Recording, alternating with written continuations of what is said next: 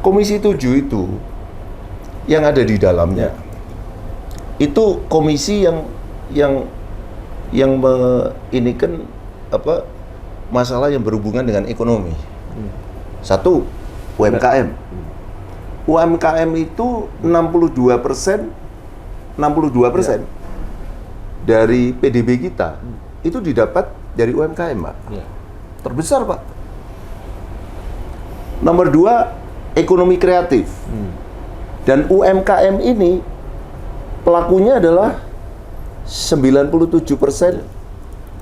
tenaga kerjanya di UMKM. Bukan industri besar. Terus yang kedua, ekonomi kreatif. Ekonomi kreatif itu memberikan kontribusi 6% dari PDB kita. Terus yang ke situ ada pariwisata, memberikan kontribusi 6% dari PDB kita. Ini sudah 72%, 74%. Terus kami masih ada industri, Pak, yang dimana industri ini untuk industri manufaktur saja itu menghasilkan 20% dari PDB kita. Udah 90% sendiri ada di Komisi 7, Pak. Ini bukan komisi yang main-main. Telah terbit buku 100 Rektor PTN dan PTS Inspirasi Indonesia. Harga Rp250.000 per eksemplar. Dengan sambutan Dirjen Pendidikan Tinggi dan Ketua Umum Aptisi. Berisi pengalaman dan mimpi para rektor PTN dan PTS yang memberi inspirasi dalam memajukan perguruan tinggi, untuk menyumbangkan sumber daya manusia yang siap menyongsong Indonesia Emas 2045. Untuk informasi dan pemesanan, dapat menghubungi nomor yang ada pada video.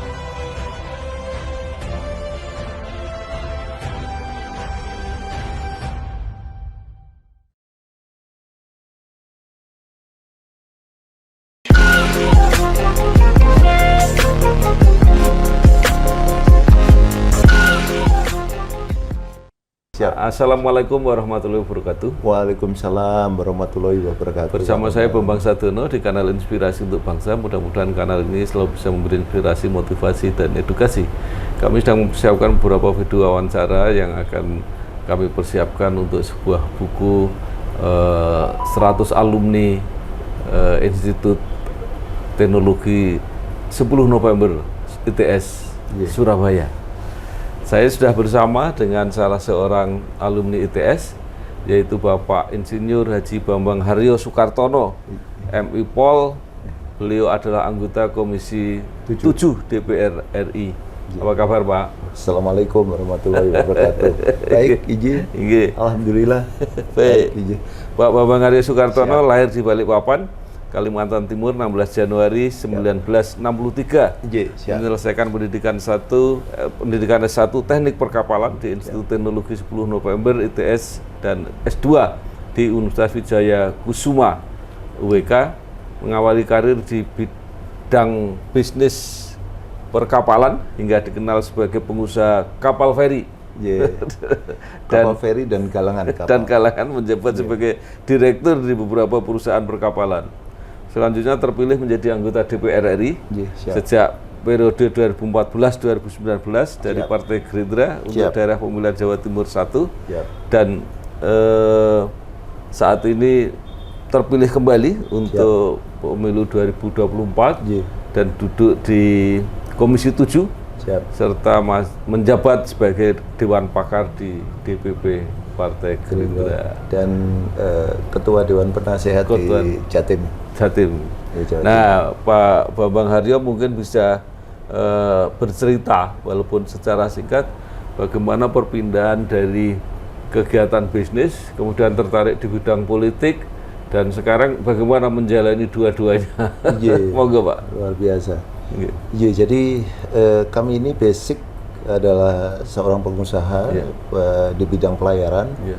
Karena saya sendiri lulusan daripada Institut Teknologi 10 November di Fakultas Perkapalan, Teknik Perkapalan. Nggih. Nah, itu masuk 82, tapi lulusnya agak terlambat. Tapi ternyata ya karena disambi kerja dan sebagainya, alhamdulillah pengalaman daripada kerja ini sesuai dengan pendidikannya, dan alhamdulillah begitu banyak alumni yang memang banyak membantu kami, membantu perusahaan saya atau membantu kami, yang dimana mereka ini adalah alumni perkapalan. Ada yang dirjen, ada yang sudah menjadi sekjen, irjen, dan sebagainya. Tapi tidak ada yang menteri. Belum, Pak. Belum ada pada waktu itu. Tapi semuanya ini kan karena beliau-beliau ini ada di poros depan daripada pemegang kebijakan. Jadi banyak membantu kami. Perusahaan ini akhirnya berkembang. Dan perkembangan itu saya diminta untuk menjadi pemimpin di perusahaan itu, yang dimana alhamdulillah dengan adanya kami merubah paradigma bahwa pemerintah yang fungsinya adalah sebagai fungsi eksekutif. Eksekutif itu adalah pelayan rakyat. Itu yang kami dorong, semua menteri tentu sama jajaran yang ada di bawah, walaupun saya adalah pimpinan perusahaan di swasta, tapi saya menyampaikan bahwa pemerintah harus bisa memberikan yang terbaik untuk pengusaha-pengusaha ini, karena kalau pengusaha ini berkembang, industrinya berkembang, tentu ini akan bermanfaat untuk pelayanan terhadap masyarakat. Dan ini alhamdulillah mulai dari Pak Agung Gumelar, Pak Agung Gumelar waktu itu baru menjabat setelah pergantian dari Pak Giri Suseno. Waktu itu walaupun beliau itu adalah Kopassus dan beliau sangat keras sekali, tapi alhamdulillah kami bisa bersahabat sebagai kakak beliaunya, dan beliau sangat mengayomi pada waktu itu dan selalu memberikan satu dorongan. Dan bahkan pertama kali saya menjabat sebagai pimpinan di perusahaan ini, salah satu pimpinan, karena pimpinan tertinggi ibu masih waktu itu, tapi aktivitas daripada organisasi ini saya sendiri yang ini saya sehingga ibu tidak terlalu banyak ini. Alhamdulillah begitu banyak dari perhatian daripada pemerintah ini yang memberikan satu fasilitas dan penghargaan. Jadi penghargaan dari Menteri Perhubungan, penghargaan tertinggi kami dapatkan, walaupun itu yang menerima adalah ibu pada waktu itu, dan Pak Agung Gumelar juga masih memberikan penghargaan khusus untuk saya sendiri. Ibu itu ibunya Bapak? Saya. Ibu saya. Ibu saya, karena ini perusahaan keluarga Pak.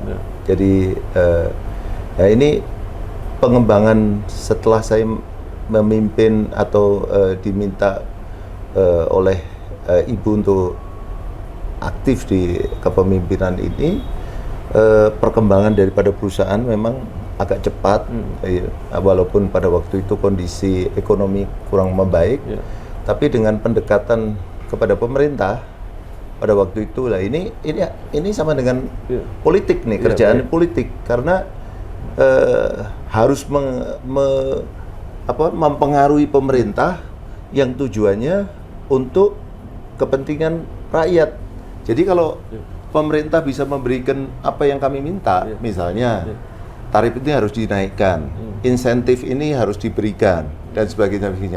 Dengan cara, kenapa kok Anda minta seperti ini?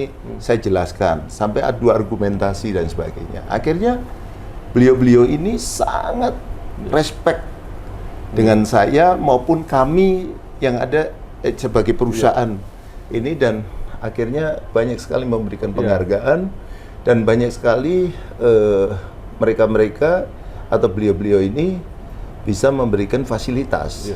Nah, ini yang akhirnya saya bisa mengembangkan perusahaan ini tanpa PSO. Nah, kalau Pelni pada waktu itu perusahaan BUMN semua pakai dana PSO ini itu dan sebagainya. Dengan lintas yang sama, ini yang, saya tidak perlu. Yang bidang ferry tadi, Pak? Ya, ferry ini ada bersama Pelni, juga ada yang ferry jarak pendek bersama ASDP. ASDP itu juga mendapatkan subsidi pada waktu itu.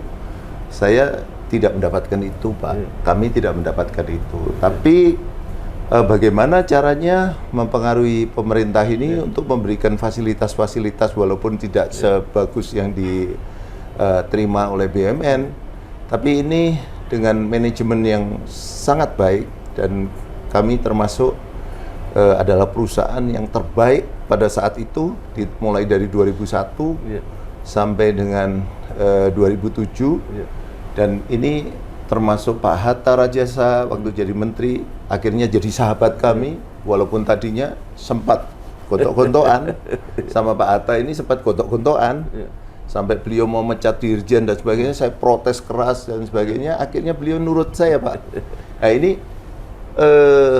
pemerintah bisa nurut kepada pengusaha tanpa duit, tanpa duit, kita nggak keluarin duit, hanya bicara ini itu sama dengan sudah sama dengan kita berpolitik sebenarnya. Nah, di saat Pak Hatta itu waktu Pak SBY, saya sempat ditawari oleh ini, gimana kalau kamu mau jadi menteri di era ini? Saya tidak mau, karena saya menginginkan untuk bisa menyelesaikan masalah perusahaan ini sampai tuntas. Dan pada waktu itu sampai tawarin dirjen laut dan sebagainya. Saya juga tidak mau, karena saya harus fokus ke perusahaan, walaupun banyak sekali apa yang kami lakukan atau saya lakukan itu sudah sama dengan kerjaannya orang politik. Jadi orang politik itu mempengaruhi pemerintah, yaitu supaya anggarannya turun ke ini untuk kepentingan rakyat, gitu. Sama dengan kami mempengaruhi itu supaya kami ada polisi kebijakan-kebijakan yang memihak kepada saya atau perusahaan kami, kami, sehingga perusahaan ini bisa memberikan pelayanan terbaik untuk masyarakat. Jadi kalau tarifnya cukup, insentifnya dari sisi ini juga bisa menyesuaikan, ya tentu ini untuk, karena ferry ini ada yang namanya standarisasi keselamatan, standarisasi kenyamanan, itu distandarisasi oleh pemerintah. Tapi kosnya demikian tinggi, tapi tidak sebanding dengan kenaikan tarif lah. Pada saat itu kami sebandingkan, sehingga kami bisa memberikan pelayanan terbaik untuk masyarakat. Di tahun 2012, pada waktu kami berusia 50 tahun, karena kami sudah janji bahwa 50 tahun saya akan hijrah ke dunia politik. Pada waktu itu Pak Basuki Sudirman. Pak Basuki Sudirman ketemu dengan saya pada waktu itu, Pak, mohon maaf, Golkar Gerindra beliau. Beliau ketua Dewan Penasehat di Gerindra, kayak saya sekarang ini, Pak. Nah, itu menginginkan untuk ketua Jawa Timur diganti. Dan pada waktu itu begitu beliau banyak komunikasi dengan saya, pada waktu itu Nyen Sewu, beliau tertarik. Wah, ini bagus nih. Saya ajak ke Pak Hasim mau. Saya bilang siap, Pak. Tapi saya nggak ngerti mau diajak apa ini ya, untuk kenalan aja sama Pak Hasyim untuk masuk sebagai ketua Jawa Timur. Saya nggak ngerti kalau sebagai ketua Jawa Timur. Pada waktu ketemu Pak Hasyim, beliau menyampaikan ini Pak calon ketua Jawa Timur yang ini. Karena saya bukan orang politik, pada waktu itu saya menyampaikan karena Pak Hasyim suka sekali dengan saya pada waktu itu, dan yang pada waktu itu harusnya 30 menit jadi sekitar 2 jam kita omong-omongan, dan beliau menginginkan untuk saya gabung dengan Gerindra. Pada waktu itu saya siap, saya melihat dulu figurnya, kebetulan figur Pak Prabowo pada waktu itu. Saya ingin melihat apakah yang dikatakan bla bla bla yang negatif itu terjadi di beliaunya. Nah, ternyata dalam waktu 3 bulan, wah luar biasa ini. Ini calon presiden yang datang ini pasti Indonesia akan hebat. Pada waktu itu akhirnya saya mau, tapi dengan catatan saya tidak di Jawa Timur 1, di Jawa Timur ketua. Jadi saya minta untuk jadi wakil ini. Pada saat saya masuk ke dunia politik ini sebagai wakil ketua Gerindra Jawa Timur, 2012 saya diminta untuk nyalek. Saya nggak ngerti nyalek itu apa. yang ngomong ini namanya Basuki. Apa itu nyalek itu? Terus ternyata beliaunya ngomong, kamu tuh bodoh banget katanya gitu. Nyalek itu dari DPR Mas. Oh DPR itu ono telu. RI, provinsi sama kota, kabupaten. Terus aku cocoknya sing ngopo Mas? Kowe cocoknya RI, ya karena dia masuk di provinsi. Si Basuki ini, Mas Bas ini, aduh ini apa provinsi, jadi dia nggak mau disaingi di provinsi. Soalnya dia kan tahu bahwa saya finansialnya lebih kuat daripada dia. Pada saat itu, akhirnya saya mendaftar di DPR RI. Ada sekitar 35 yang mendaftar di situ. Karena Gerindra lagi naik daun dan Pak Prabowo mencalonkan presiden pada waktu itu, sehingga 35 ini kami harus bersaing untuk dapatkan 10 kuotanya. Walaupun saya sempat terseok-seok karena saya tidak kenal yang ada di dalam Gerindra. Saya tidak ngerti kalau itu harus kaya-kaya. Saya ditanya sama Pak Permadi, kamu punya uang berapa untuk nyalon ini? Loh, untuk apa Pak? Uang untuk apa? Saya interview beliau ngomong, loh ya untuk kampanye, untuk buat spanduk. Loh, spanduk tuh murah Pak, hanya 70.000. Terus kok harus ini, berapa mereka bawa uang? Oh ada yang punya 100 miliar, ada yang punya 50 miliar, ada punya 10 miliar.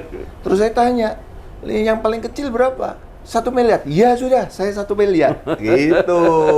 Akhirnya saya ini ngomong paling kecil. Nah, terus ditanya lagi masalah undang-undang, masalah ini. Tapi agak karena saya belum siap sebagai caleg. Jadi misalnya boleh nggak undang-undang ini dirubah? Terus saya bilang, kenapa nggak boleh? Saya bilang gitu. Oh nggak bisa.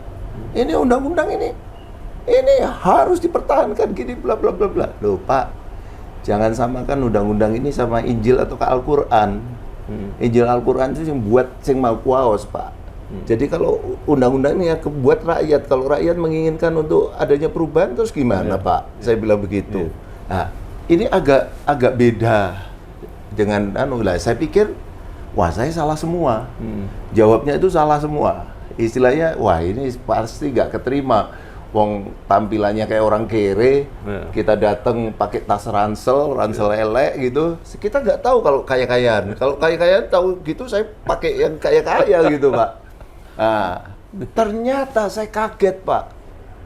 Saya ditelepon sama Mas Bas setelah dua bulan kemudian. Mas, kowe nomor 1. Wah, nomor 1 gimana? Oh ngaku ngawur kabeh jawabannya. Loh kok iso nggak ngerti, kok nomor siji? Loh waduh. Nah, ternyata saya dapat nomor 1 sebenarnya, bareng sama Basuki ini. Basuki nomor 1, kita tandem ya Mas. Tahu-tahu muncul nomor 2. Masih bagus. Nomor 2. Kan luar biasa ini Pak, nomor 2. Nah, saya nggak tahu apa terus langkah selanjutnya itu apa. Saya harus melakukan apa? Mas, kowe kudu teko nang ngene iku lho, rakyat-rakyat itu lho. Masih ono lalat, ono ini mangan, ngombe. Kowe paling nggak iso, kowe wong sugih ora iso. Sopo ngomong wong sugih, aduh. Sudah, saya bisa. Ya wis, aku turun. Nah, terus dia ngomong, kowe kudu tandem. Sebanyak-banyaknya tandem. Saya kan nggak ngerti, Pak. Bahwa tandem ini harus 1 nomor. Saya tandem ada nomor 8, 7, 6, 4, 3, 2, 1. Gak karuan. 1 gak ada. 2 ada 1. Lainnya gak ada. Jadi 18 tandem kota, dan saya nggak tahu kalau ini harus pakai money politik. Kita nggak ngerti. Jadi nggak ngerti sama sekali. Jadi kita datang ke tempat ini, rakyat ini senang. Suka Bambang Haryo. Nggak selamat Pak. Saya tidak pakai money politik, saya tidak pakai saksi, ya Pak, nggak pakai saksi. Saksi nggak ada. Saya juga nggak didukung struktur, karena struktur nggak seberapa kenal, nggak kenal saya Pak, nggak terlalu kenal. Struktur bela, kebetulan nomor 1 itu incumbent ternyata, lulusan politik lagi Pak. Mas Rindoko, itu politik lulusan Wijaya Kusuma juga itu Pak. Tapi Wijaya Kusuma yang lama, itu pasti kan lebih sekolahnya lebih susah itu Pak.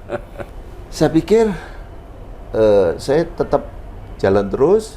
Alhamdulillah waktu pencoblosan itu saya tinggal Pak.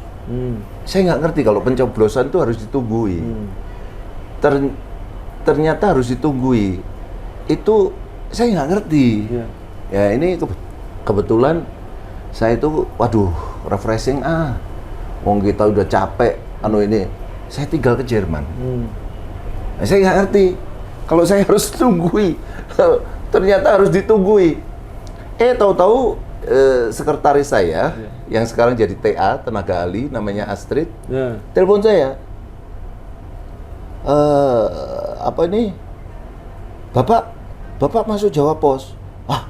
Biasa, saya masuk Kompas 1 halaman juga pernah, saya masuk bisnis 1 halaman juga pernah, setengah halaman juga pernah.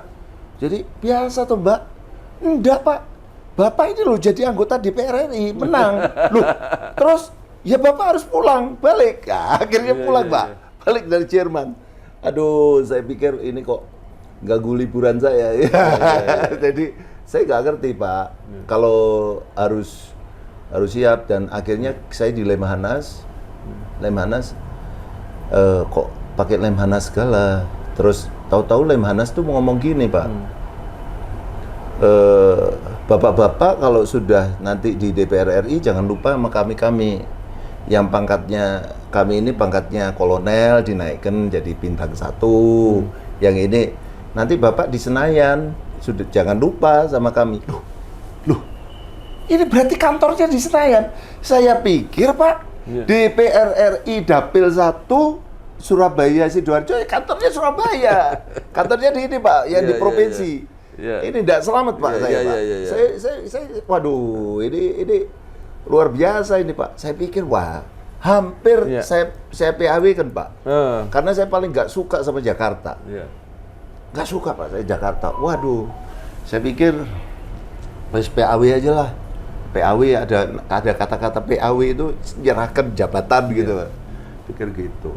Tahu-tahu ada teman yang manggil saya, Mas, jangan diserahkan dong jabatan tuh. Kamu ngerti nggak kalau sudah jadi DPR RI itu bisa marahin menteri? Oh gitu ya? Loh, aku paling seneng kalau marahin menteri. Akhirnya balik lagi Pak, balik lagi ke DPR RI lagi.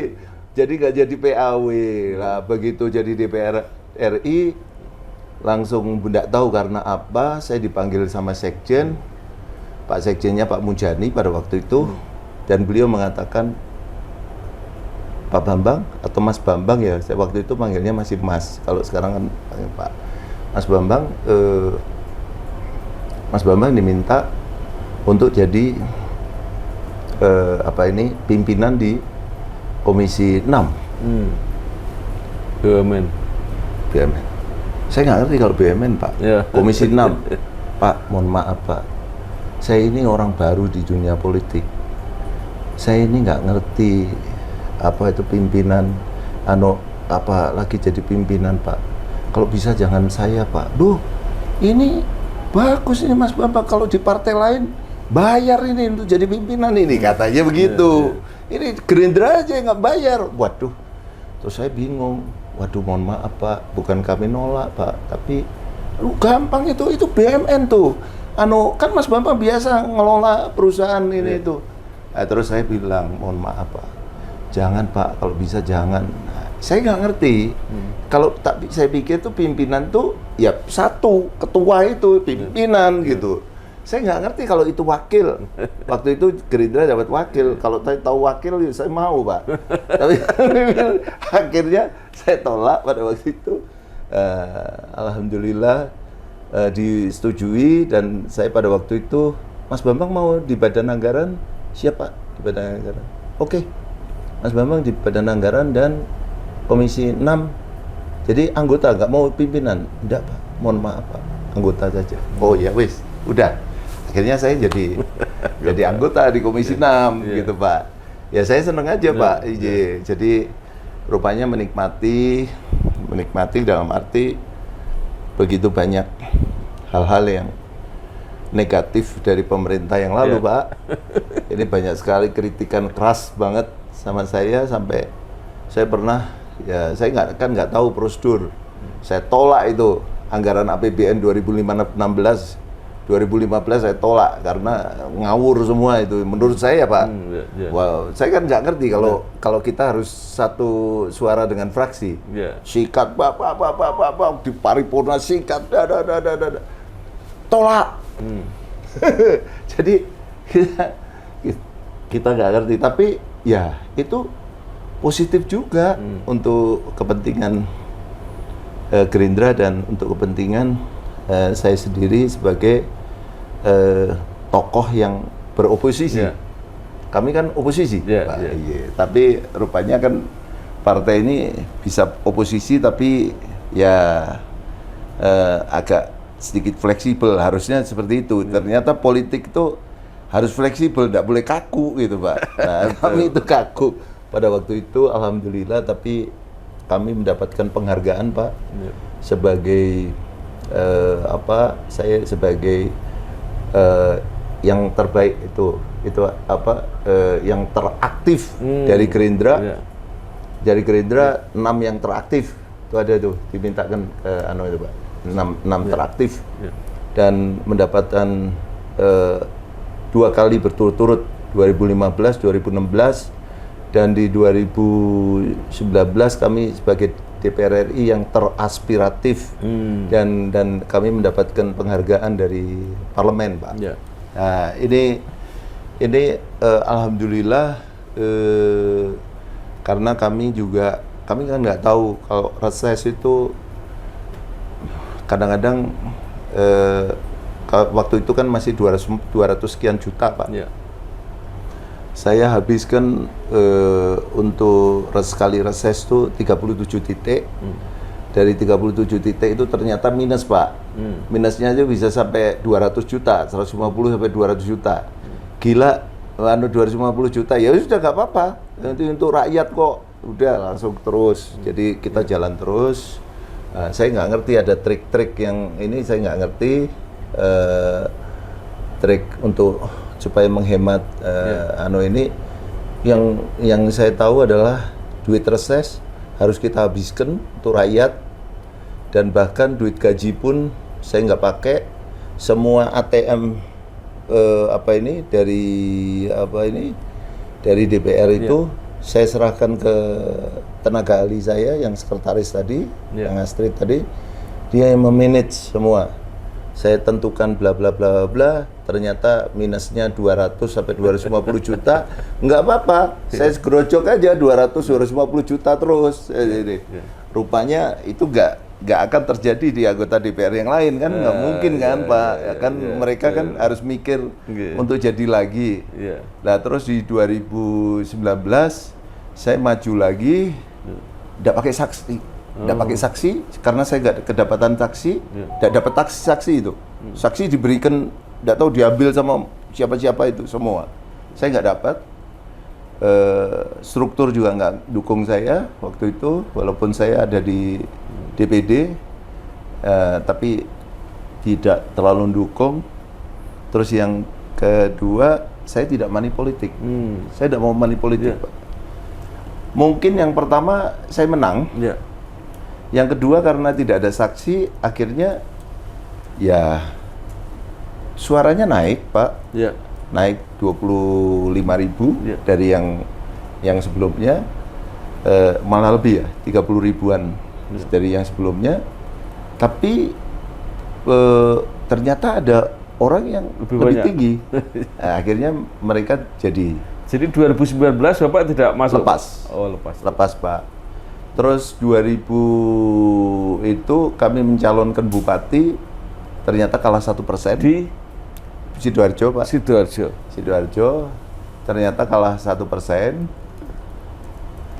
Karena kami jalan terus, Pak I. Terus kami, Sidoarjo itu ternyata pragmatis banget gitu. Semua harus pakai money politik. Kami coba ya tentu bagaimana ini, tapi tidak sebesar apa yang dikatakan, yang dilakukan oleh teman-teman itu. Tidak apa-apa, kami sedikit sekali, kami tidak punya program, tapi kami turun terus.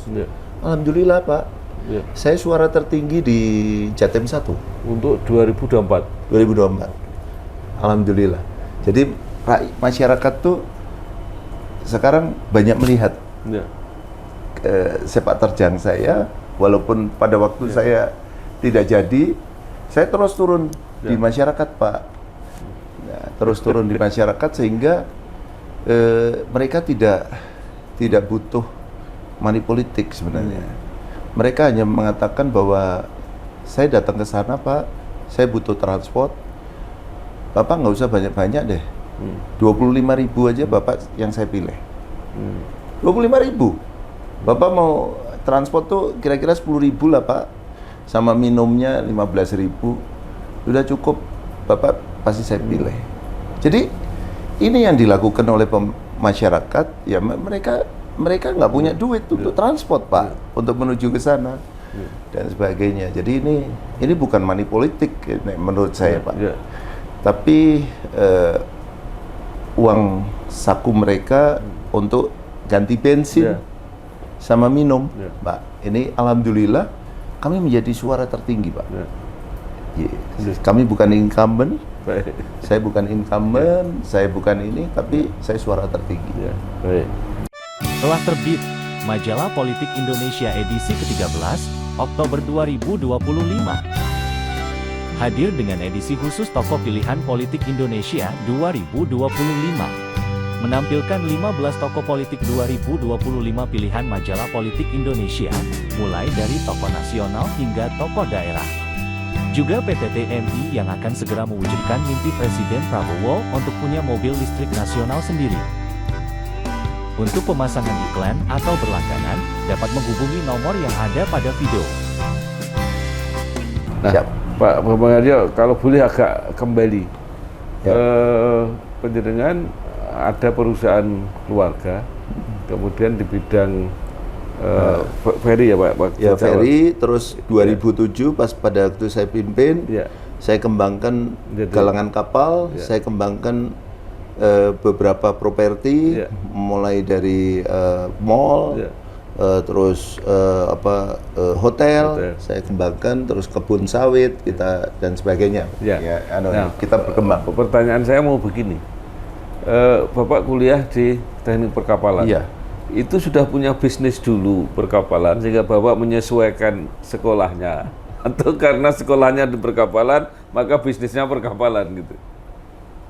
Ya, jadi gini Pak, kan ini perusahaan keluarga Pak, Ya, oke. yang dimana Bapak sebagai pendiri dari Ya. perusahaan itu dulu kapalnya hanya ke, ya bukan hanya ya, maksudnya pertama kali itu ke Ujung Kamal saja Pak. Terus tahun 80 Bapak 76 sampai 80 Bapak meninggal.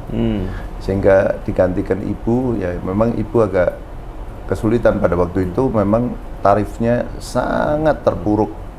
Dan 96 saya dobrak pemerintah itu. Ini apa-apaan nih? Kalau pemerintah menginginkan transportasi ini bagus, naikkan dong. Saya minta 80%. Naik 80% Pak. Ya. Waktu itu pengajuannya harus nasional. Nasional, padahal kapal saya cuman Ujung Kamal yang paling banyak, lainnya sedikit banget. Ya. Akhirnya di nasional tuh saya debat, diskusi, bukan debat, bukan diskusi, rapat kerja pada waktu itu dengan bersama-sama menteri sama ini. Kebetulan saya menyuarakan Gapasdap Pak. Saya masih muda sekali. Ya. Waktu itu 96, saya masih umurnya 33. Ya. Saya lawan nih Komisi 4 nih Pak. Ya. Teman-teman Komisi 4. Kita aja adu argumentasi. Angkutan laut ditolak. Ya. Organda ditolak. Terus kereta api ditolak. Waktu itu di Komisi 4 Pak ya? Di Komisi 4. Bukan 5 ya? Bukan 5. Waktu itu Komisi 4 Pak. Oke. Masih sama Kominfo segala Ya, masuk ya, situ ya, Pak. ya, ya, itu. Perhubungan Pak, Iya, ya, Kominfo. Pak Agum itu. Ya. Kominfo bareng masuk situ. Ya. Kita lawan Pak. Saya masih di situ tuh kalau. Ya, sebelumnya masih bukan Pak Agum, masih Pak Giri Huseno. Ya, betul. Saya lawan habis. Akhirnya apa Pak? Saya ini Pak Bambang, Mas Bambang ini benar ini. Kita setujui 80%. 80% setujui Pak. Wah ini kan menterinya bingung sendiri. Mengajukan 80% disetujui. Lah sekarang tinggal penerapannya. Penerapannya kan menteri. Waktu itu Madura Pak yang jadi masalah. Selalu ini saya ditelepon sama Dirjen, Mas Bambang, jangan diterapkan ya itu untuk Madura loh. Saya ini kapalnya paling banyak Madura Pak, lainnya nggak ada Pak. Ini saya berjuang, saya yang berjuang, saya ini ya harus Madura. Terus gimana Mas Bambang? Ya jangan Pak, tetap aja Pak Dirjen, Madura harus diterapkan. Udah gini aja Pak, saya akan selesaikan Madura dalam seminggu. Saya harus berjuang Pak, ketemu DPRD-nya, ketemu LSM-nya, waduh, sampai dikasih pamflet. Kalau Bambang Haryo, saya diminta untuk datang, tapi sebelum datang tuh pamfletnya, kalau Pak Bambang Haryo nggak bisa menjelaskan pada publik bahwa kenaikan itu benar adalah segitu, hukumannya apa? Itu waktu itu dikatakan naik 150%. Hukumannya Pak? Ditulis tembak mati, gantung sampai mati, carok sampai mati. Banyak yang nyawang carok sampai mati Pak. Ini terjadi benar. Begitu saya jelaskan Pak sama publik itu. Tadinya kepala cabang pelabuhan dia sikat habis sama masyarakat Madura. Terus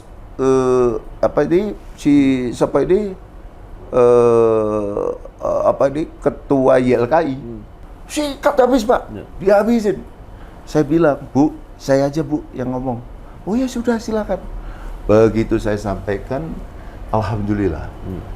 Pokoknya kapalnya Mas Bambang saja yang boleh naik 200% pun kami nggak masalah.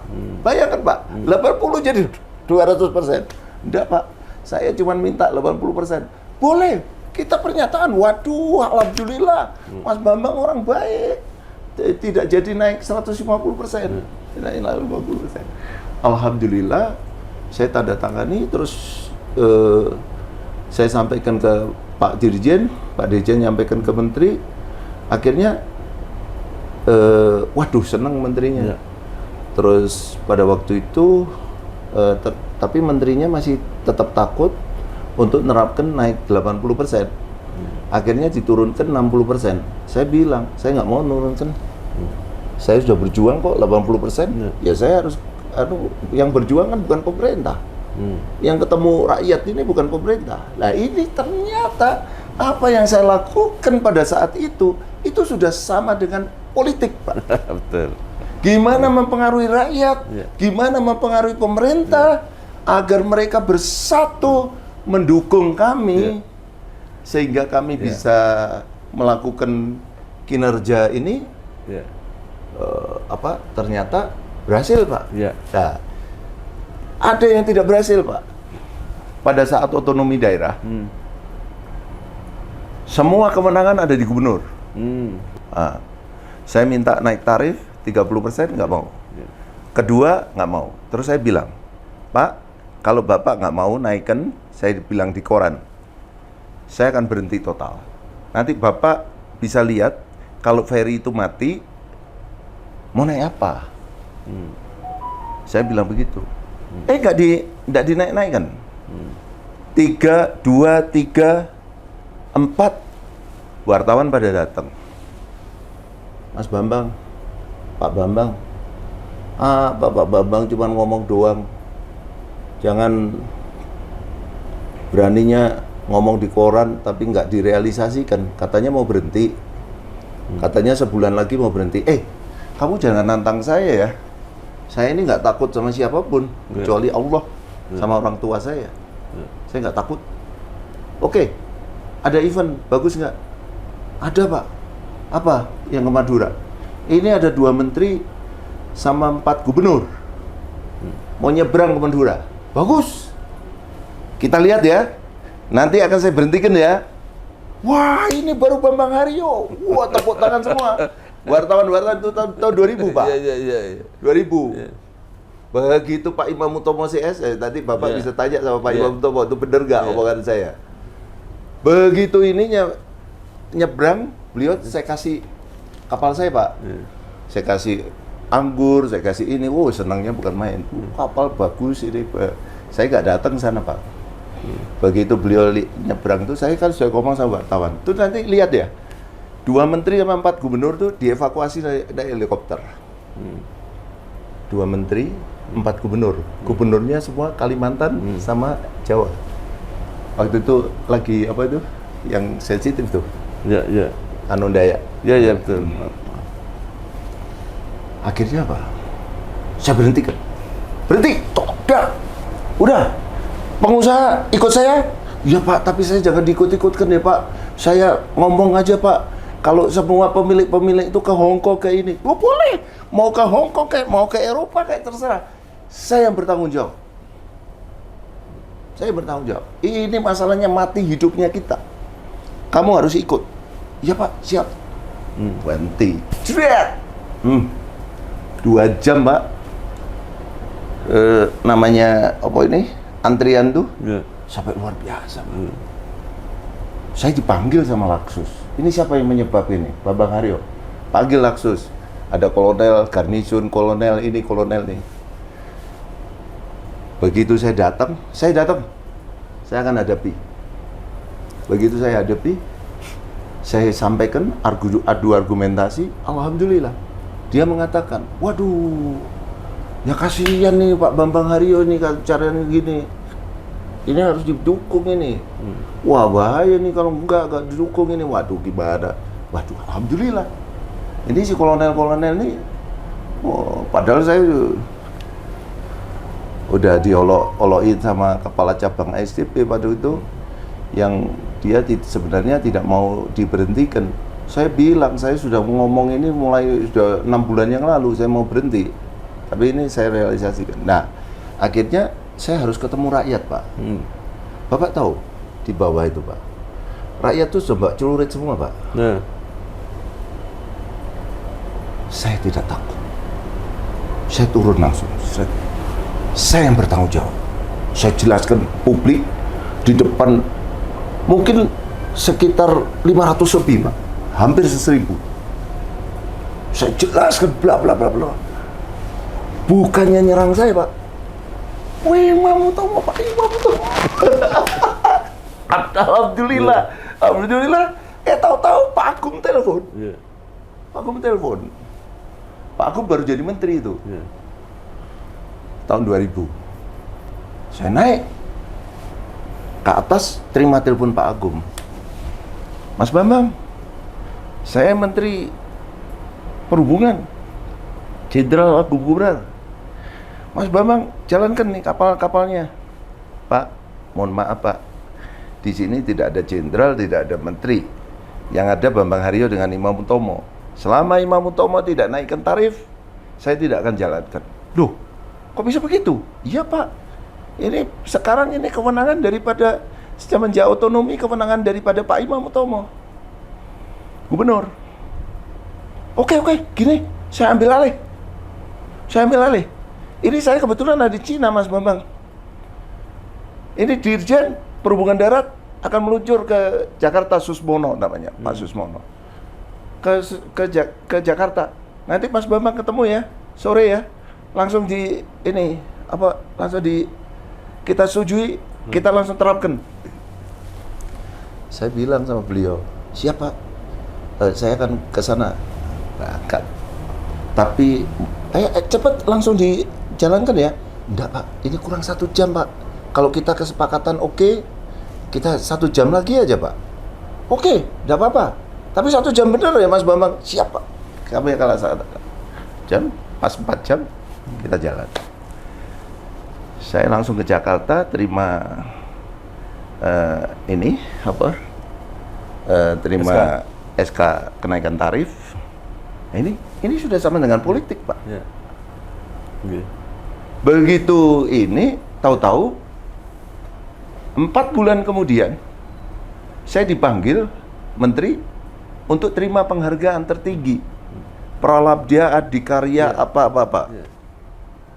Nah, saya bilang ini yang harus menerima ibu saya karena ibu sebagai direktur utama. Ya. Oh. Saya kasihkan ibu. Begitu saya kasihkan ibu yang terima. Wah, ini penghargaan tertinggi Pak. Itu sebenarnya penghargaan dari presiden. Tapi diberikan oleh Menteri Perhubungan. Nah, terus Pak Agung tanya saya, kok enggak Mas Bambang? Loh iya Pak, Ibu adalah Presiden Direktur. Oh gitu, kapan Mas Bambang ulang tahun? Kenapa Pak? Saya kasih hadiah lagi, penghargaan lagi sebagai operator teladan terbaik. Ini. Saya dikasih pas ulang tahun saya Pak. 2002 pas 16 Januari saya dapat lagi. Nah, ini sama dengan politik tadi Pak. Aduh ya, ternyata saya sudah jadi pengusaha saya yang berpolitik. akan tanya begini. Apa atau seberapa jauh peran dari pendidikan teknik perkapalan itu terhadap bisnis Bapak? Pak, tadinya saya tidak ngerti Pak, Ya. bahwa saya sekolah teknik perkapalan itu untuk ini saya, untuk perusahaan saya. Saya tidak ngerti. Ya. Saya tidak tahu kalau itu untuk perusahaan saya.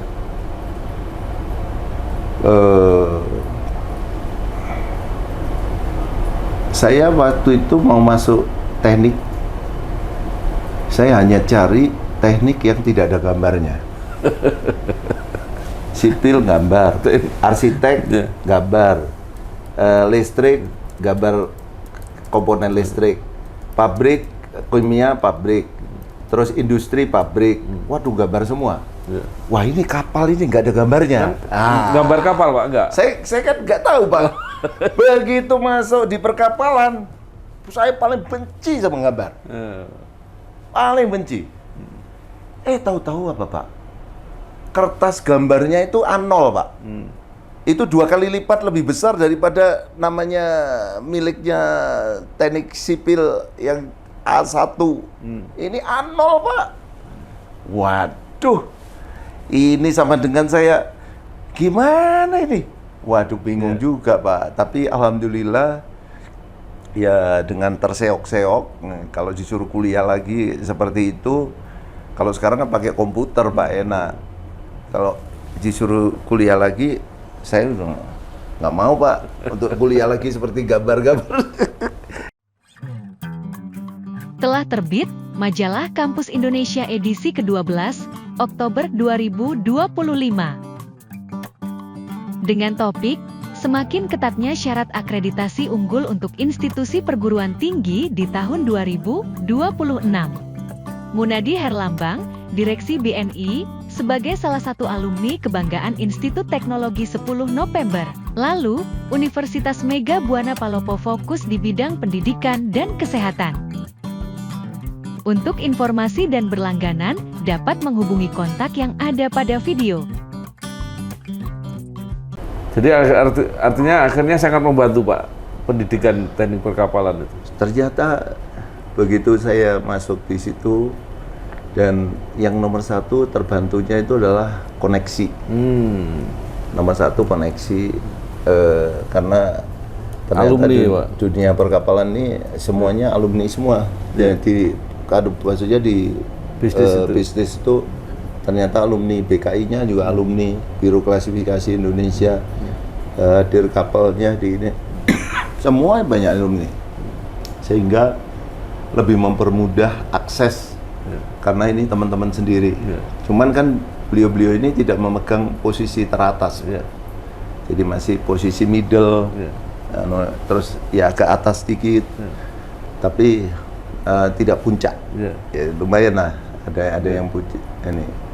Nah ini tapi dengan juga dukungan daripada beliau-beliau yang ada di middle, ada yang di ini rupanya akan menjadi memperlancar. Pak tadi mengatakan belum ada yang jadi menteri. Memang pernah ada jadi menteri itu Prof Noh sama Bu Risma. Ya, tapi menterinya kan beda Pak. Nah, KKP. makanya itu tidak di bidang itu. Perhubungan. Nah, ini apakah orangnya seperti Pak Bambang nggak mau jadi menteri atau seperti apa sehingga ITS itu nggak banyak menterinya? Saya mengkritisi dosen-dosen ITS Pak. Setelah saya jadi ketua alumni, pernah jadi ketua alumni perkapalan. Saya mengatakan bahwa kalau anda ini memberikan jenengan itu memberikan nilai D sama E, sekolah kasih DE, nanti IP kita 2,5 udah bagus Pak. Ini saya aja cuman 2,4. Itu Pak. Jadi 2,5 itu bagus. Padahal persyaratan untuk masuk pegawai negeri harus 3, atau 2,75. Soal nilai Pak. Cari saya. 2,75. Jadi ini sangat mempengaruhi jaringan kita yang akan masuk ke birokrasi, ke kementerian, ke termasuk ke BUMN, gitu. Nggak bisa, itu. Jadi ini yang terus terang kami kritisi Pak. Saya minta untuk semua dosen harus ikut membantu nasib daripada alumni perkapalan ini, sehingga kita punya jaringan kuat di pemerintahan. Kalau enggak, sampai kapan kita kuat gitu. Tapi sampai hingga saat ini Pak, masih ada Pak, walaupun itu tinggal sebagian kecil.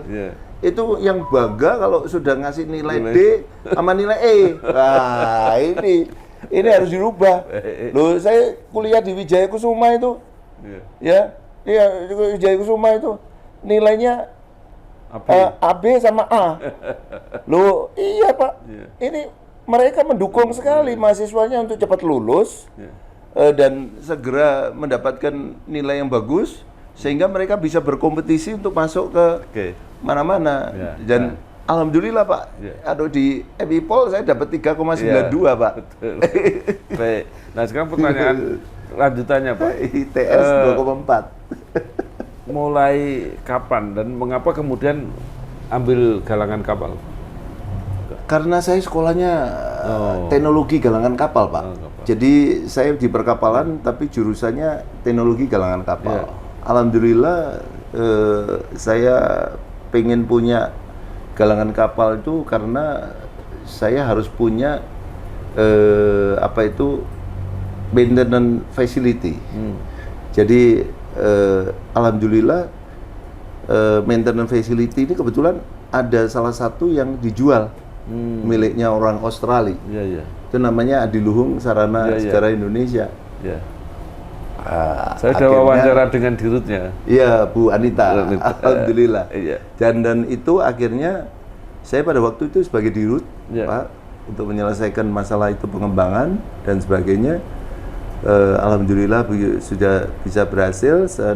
Tahun 2013 saya serahkan sama Bu Anita. Iya. 2013 pada waktu itu.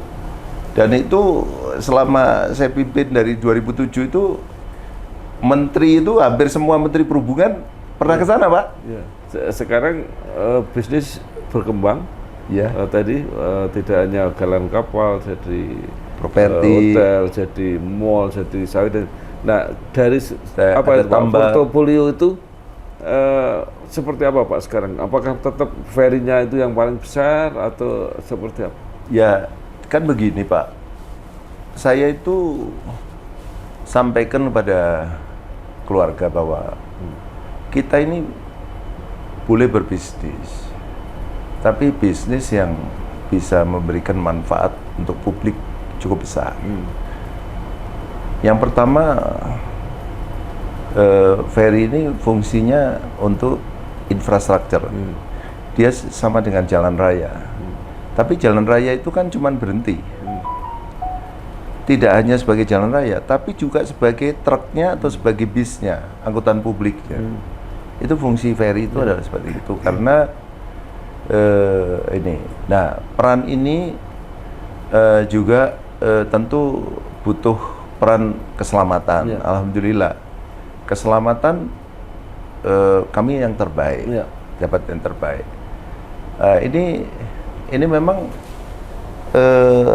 kami menginginkan untuk bisnis yang tadi itu memberikan satu jaminan keselamatan, memberikan satu jaminan ketersediaan transport yang sama dengan yang susah sebenarnya, karena kami sebagai jembatan, tapi kami juga sebagai alat transport. Ini nggak mudah. Terus apa ini? Jadi di sini peran penyelamatan itu tidak hanya nyawa publik, tapi barang publik dan uang publik semuanya bisa kita selamatkan. Jadi terus yang berikutnya lagi tarifnya Pak diatur oleh pemerintah. Ini bisnis yang paling sulit. Jadi kita Pak, kami misalnya jualan apa itu ya istilahnya barang, tempatnya pemerintah yang menentukan, jamnya pemerintah yang menentukan, jam sekian sampai jam sekian, ya toh, harganya pemerintah yang menentukan. Gila nggak Pak? Ini bisnis yang paling susah gitu Pak. Dan alhamdulillah walaupun begitu banyak yang jungkir balik Pak, konglomeratnya ferry ini pada gulung tikar semua, yang gede-gede itu dijual ke ASDP, ada yang jual ini, ada yang sekarang sudah jadi pelelangan ke ini, mau ditawarkan untuk ke kami dan sebagainya. Kami masih bisa bertahan. Jadi sekarang Bapak yang terbesar? Enggak juga Pak, ASDP lebih besar. Oh, ASDP kan punya negara. Ya. Jadi bukan yang terbesar, tapi kami yang terbaik Pak. Dan kami mendapatkan penghargaan dari beberapa lembaga di Jerman, di Prancis, di Inggris, Spanyol. Kami dapat itu, terus dari Presiden kami dapat, dari Dirjen, dari Gubernur, dari ini. Tapi yang tertinggi, kebetulan kami dari ini, Muri juga pernah. Tapi yang tertinggi itu kami dapat dari rakyat. Karena rakyat itu nomor satu Pak. Saya bilang, walaupun Dirjen kamu ngasih 100 izin, makanya saya bilang, saya nggak takut sama Dirjen. Waktu saya jadi pengusaha, saya dioloin. Kapalmu ini bagus, karena ada Dirjen kan, Bapak jangan menghina saya, Pak. Saya, Pak, bukan takut sama Bapak. Saya lebih takut sama pengguna jasa atau konsumen saya, Pak, daripada Bapak. Bapak ngasih izin saya 100, kalau konsumen saya nggak mau naik, nggak bisa, Pak. Ya, betul. Jadi, Ya. saya itu Bapak ya, nggak usah naik kapal saya juga nggak apa-apa. Nggak bisa, Bapak. Bapak, walaupun Bapak ini kuasa, tapi Bapak nggak bisa memberikan jaminan saya untuk hidup. Bapak ngasih izin, ya, mungkin izin ini dari orang-orang sebelumnya Bapak, tapi walaupun Bapak ngasih izin 100, masyarakat publik itu yang memberikan Iya, betul. saya makan. Dan Bapak jangan sok, saya bilang gitu. Bapak jangan sok, saya nggak mau, Pak. Bapak seperti itu. Bapak silakan turun kalau Bapak nggak mau naik kapal saya, nggak apa-apa. Silakan turun, saya bilang gitu. Saya nggak peduli kok. Tapi kalau pelanggan saya, Pak, konsumen saya, Pak, Bapak kalau tahu, ini Pak, kalau Bapak sebagai konsumen, saya direktur utama juga owner, saya jongkok begini, Pak. Mohon izin, Bapak, ini. Saya jongkok, Pak. Demi Allah, nanti Bapak lihat. Dan ini direktur utama, mana direktur utama tadi? Teleponan. Nah, ini. Kalau saya didik semuanya, Pak, untuk jadi pelayan. Tapi kalau sama dirjen saya duduk sini, wah dia pelayan saya kok. Iya. Pemerintah kan pelayan rakyat. Harus kita tempatkan pemerintah sebagai pelayan rakyat. Pak, di speakerphone. Ya. Pak Dirut. Sorry, lagi makan ya, saya ganggu. Pak, kalau Dirut ya, ketemu pelanggan kita atau konsumen kita duduk di kursi, Anda harus bagaimana? Kita harus jongkok, Pak. Harus duduk lebih rendah, Pak. Jongkok dan tidak boleh lihat matanya. Iya, siap. Ya. Jadi dan kalau disuruh duduk satu kursi, kita harus mengatakan terima kasih. Kalau dipersilakan duduk satu kursi, kita harus mengatakan Terima kasih, Pak. Diberikan kesempatan sejajar. nah, kita terima kasih sudah diberikan satu sejajar bisa duduk di kursi yang sama-sama dengan Bapak yang sangat terhormat. Ya. Siap. Jadi yang terhormat itu bukan DPR, Pak. Itu yang terhormat DPR itu kan pemerintah kepada DPR, karena DPR itu sebagai wakil rakyat. Tapi pemerintah itu pembantunya atau gedibale rakyat. Saya bilang begitu. Saya, Pak, begitu jadi DPR, Pak, saya duduknya nomor 3 dari belakang. Nomor 4, 5, 6 ke depan, Ya. itu adalah rakyat.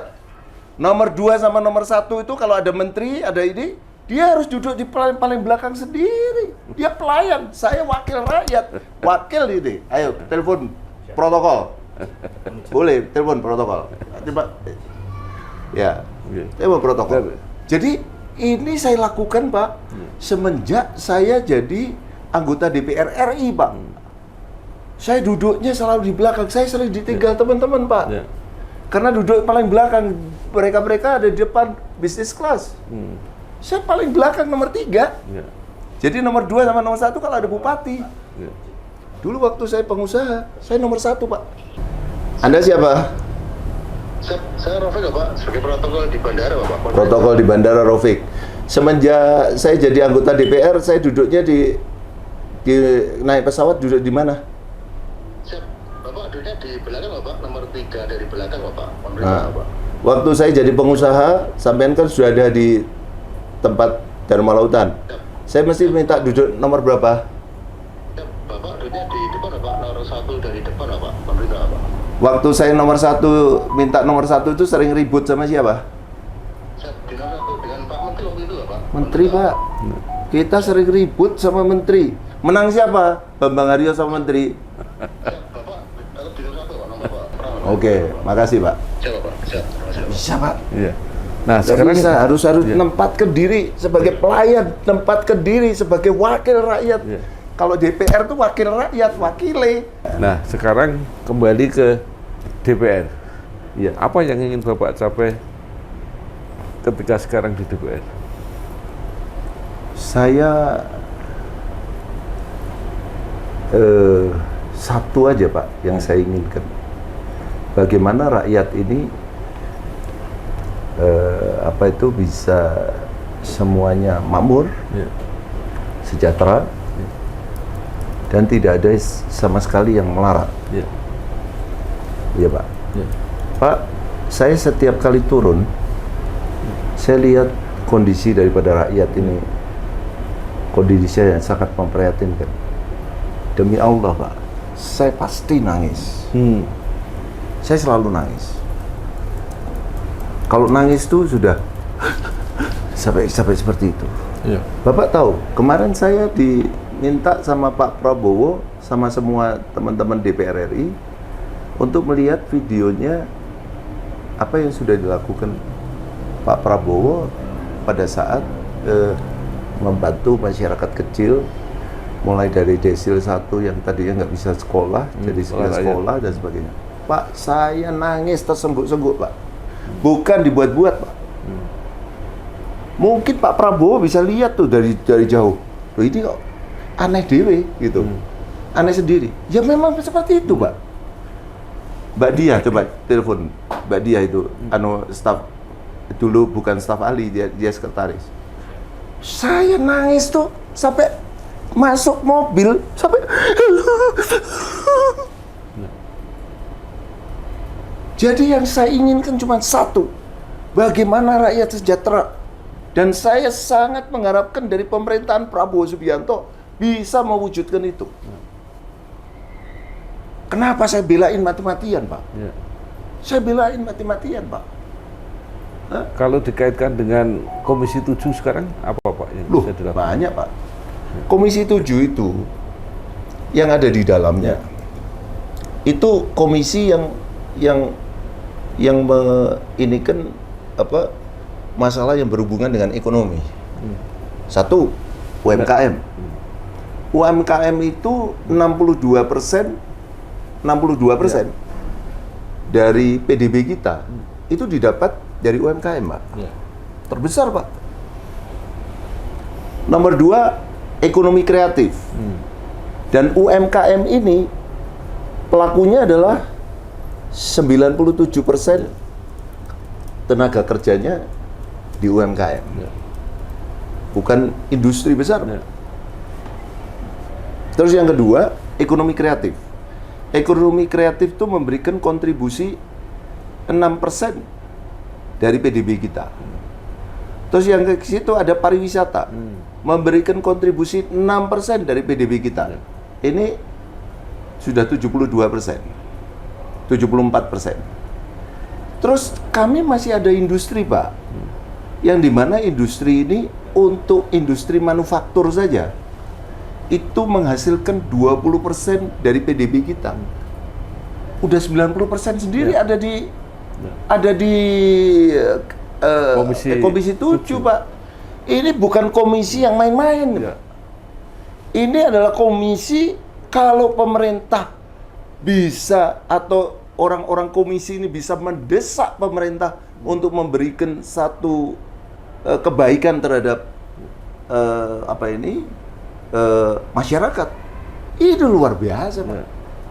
Jadi tidak bisa, Pak, seperti misalnya kalau Ekraf dikasih anggaran cuman sekian miliar gitu misalnya. Nggak bisa, Pak. Harus sesuai dengan keinginan daripada masyarakat. UMKM yang begitu banyak harus dijamin oleh pemerintah. Jadi semuanya ini kalau dijamin, munculnya dari Komisi 7 ini luar biasa. Nyumpang ngapunten, Pak. Ini komisi yang paling top menurut saya. Tapi Pak, ngapunten, kalau dari DPR-nya komisi air mata nggak ada programnya, Pak. Nah, sekarang bukan mata air, Pak. Sudah panjang, mulai dari kuliah, bisnis, politik. Nah, terakhir, Pak, apa yang masih menjadi mimpi Bapak, baik sebagai orang yang di dunia usaha maupun di bidang politik, ke depan apa yang masih Bapak cita-citakan atau mimpikan? Saya menginginkan tadi itu tentu dengan kolaborasi daripada dunia politik, istilahnya dari legislatif ya, dan eksekutif yang luar biasa, ada satu kebersamaan untuk menjamin ini. Saya sangat mengharapkan sih realisasi daripada kemakmuran rakyat, terus mencerdaskan bangsa, yang semuanya yang ada di undang-undang ini semua, termasuk juga semua bumi ini itu dan sebagainya, itu betul-betul harus bisa dirasakan oleh masyarakat. Itu mirip cita-citanya Pak Prabowo, Pak. Oh gitu ya, Pak. Pak Prabowo menginginkan begitu, dan alhamdulillah ini sudah ada sekitar 1.000 tambang yang ilegal. Terus juga ratusan perusahaan sawit yang ilegal juga, nggak bayar pajak, dirampas sama negara. Karena dia tidak bayar pajak, tidak bayar ini, dan ini akan dipergunakan untuk kepentingan kemakmuran rakyat. Tapi saya juga menginginkan sebenarnya prosentase daripada tambang, prosentase itu kan sudah ngeruk di bumi kita, prosentase kelapa sawit dan sebagainya. Tolong dong, sekitar 10-20% itu bisa dinikmati oleh seluruh rakyat Indonesia. Nanti hasilnya bisa dipakai untuk infrastruktur atau bantuan-bantuan dukungan terhadap bansos, bantuan sosial. Misalnya ada seperti di negara lain, orang nganggur dibayari dan sebagainya, dikasih gaji dan sebagainya. Kenapa zaman Belanda dan sampai sekarang Belanda bisa dengan tabungan yang ada di hasil VOC, Pak. VOC itu punya duit sekitar 130.000 triliun sampai sekarang, dan ini bisa memberikan kehidupan kesejahteraan bagi masyarakat Belanda yang katanya gajinya terbesar nomor berapa dunia, ya Pak. Kalau nggak salah sekitar 70 juta gaji terkecil di Belanda. Ini kenapa kita nggak bisa? Dan saya yakin dengan Pak Prabowo Subianto, karena saya sudah menginginkan itu mulai dari dulu, dan saya berkorban, saya istilahnya berkorban, sama-sama semuanya berkorban untuk kepentingan bagaimana rakyat ini bisa sejahtera. Jadi yang dikatakan Pak Prabowo, kita harus bisa menjadi seorang pejuang politik yang bisa memperjuangkan kepentingan rakyat. Luar biasa. Terima kasih sekali Matur Sembanun Sukartono. Luar biasa. Siap. Luar biasa. Inilah wawancara kami dengan Bapak Bambang Haryo Sukartono, anggota DPR RI Komisi 7, dan pengalamannya juga di dalam bisnis yang begitu panjang. Mudah-mudahan menjadi inspirasi kita semua, khususnya yang berjuang untuk kepentingan orang banyak, bangsa dan negara. Sekali lagi terima kasih. Wassalamualaikum warahmatullahi wabarakatuh. Waalaikumsalam warahmatullahi wabarakatuh. Matur Sembanun, terima kasih. Matur Kelangkong, matur Suksma. Luar biasa. Ya. Telah terbit Majalah Ekonomi Indonesia edisi ke-8, Oktober 2025. Dengan topik Kepala Badan Gizi Nasional, Deden Hindayana tegaskan program makan bergizi gratis akan jalan terus, bahkan akan dipercepat. Bank Syariah Indonesia kini bisa investasi emas dan menabung untuk haji dan umroh. Muhammad Tidiani, alumni program Statistika Institut Teknologi 10 November yang sukses berbisnis dan punya 20 perusahaan di Batam. Untuk pemasangan iklan dan berlangganan dapat menghubungi nomor yang ada pada video. Telah terbit, Majalah Politik Indonesia edisi ke-13, Oktober 2025. Hadir dengan edisi khusus Tokoh Pilihan Politik Indonesia 2025. Menampilkan 15 tokoh politik 2025 pilihan Majalah Politik Indonesia, mulai dari tokoh nasional hingga tokoh daerah. Juga PT TMI yang akan segera mewujudkan mimpi Presiden Prabowo untuk punya mobil listrik nasional sendiri. Untuk pemasangan iklan atau berlangganan, dapat menghubungi nomor yang ada pada video.